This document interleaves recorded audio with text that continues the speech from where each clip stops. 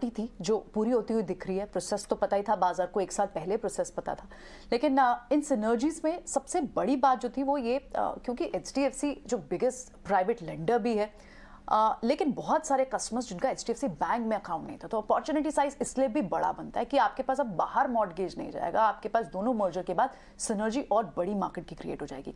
In fact इस पर और ज्यादा डिटेल के साथ अंकुर भी हमसे जुड़ेंगे, लेकिन अभी ये बाजार में ऑलरेडी आप, और जिस दिन की बात डिम्पी कर रहे हैं उस दिन सिंगल डे में आपको 16 या 18% का आई थिंक मूव था, मुझे याद है डिम्पी शायद 16-18% का था HDFC पे भी, HDFC बैंक पे भी, लेकिन उसके 2 दिन बाद ही, इनफैक्ट उसके just the next day only bank में अच्छी खासी फॉल भी आई और उसके बाद उन्हीं लेवल्स के पास हम वापस आ गए।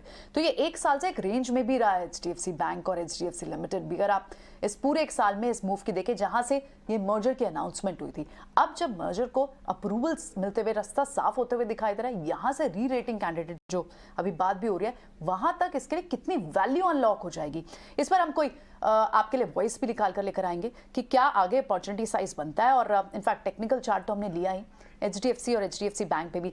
अंकुर, अभी हम बात, अंकुर है हमारे साथ, बैंक्स को कवर करते हैं अंकुर, हमारे सहयोगी हैं अंकुर।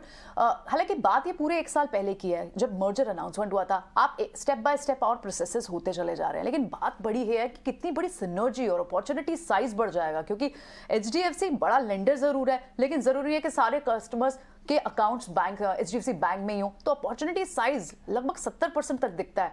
कितनी बड़ी वैल्यू अनलॉक हो सकती है बाद में? जी हाँ, बिल्कुल।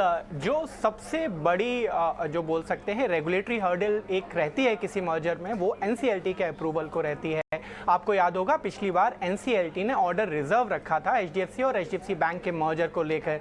आज जब कोर्ट ने ऑर्डर सुनाया तो बोला है कि ये जो मर्जर है, जो एमलगेमेशन स्कीम है, वो अप्रूव हो जाती है। लेकिन अभी भी एक पेच फंसा हुआ है कि जो कंपनी के लॉयर हैं वो मांग कर रहे हैं कि जो ROC में फाइलिंग है, जो एक नॉर्मल कोर्स ऑफ सिनेरियो में 30 दिन में हो जाती है, उसमें उनको 6 महीने का टाइम चाहिए। तो ये साइड बाय साइड एप्लीकेशन चल रही है।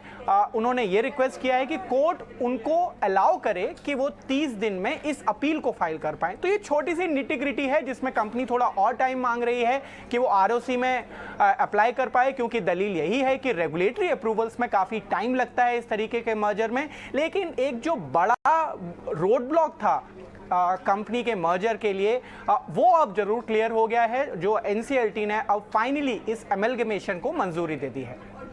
तो एक बड़ा रोड ब्लॉक NCLT की तरफ से मंजूरी मिलना ये खत्म हुआ है और इसके साथ ही ये डेवलपमेंट आगे बढ़ता हुआ। अंकुर, आपका शुक्रिया। और कंबाइंड एंटिटी के नुआंसेस क्या है ये जानना काफ़ी ज़रूरी है। 3 आंकड़े यहाँ पर क्वार्टरली NII कंबाइंड एंटिटी के हिसाब से अगर देखें, तीसरी तिमाही के लिहाज से दोनों ही कंपनी की कंबाइंड NII यानी नेट इंटरेस्ट इनकम 28,000 करोड़ है। साथ ही मुनाफा जो है कंबाइंड एंटिटी की अगर बात करें, कंबाइंड नंबर 15,950 करोड़ का है। और सबसे बड़ी बात, इस मर्जर के बाद एक बड़ा ऑब्जेक्टिव जो कि सबसे ज़्यादा ध्यान में रखा जाएगा वो है हाउसिंग लोन्स को एक्सपैंड करना, और इससे एक बड़ी अपॉर्चुनिटी हाउसिंग लोन मार्केट में पर्टिकुलरली HDFC बैंक के लिए डेवलप होती हुई दिखेगी।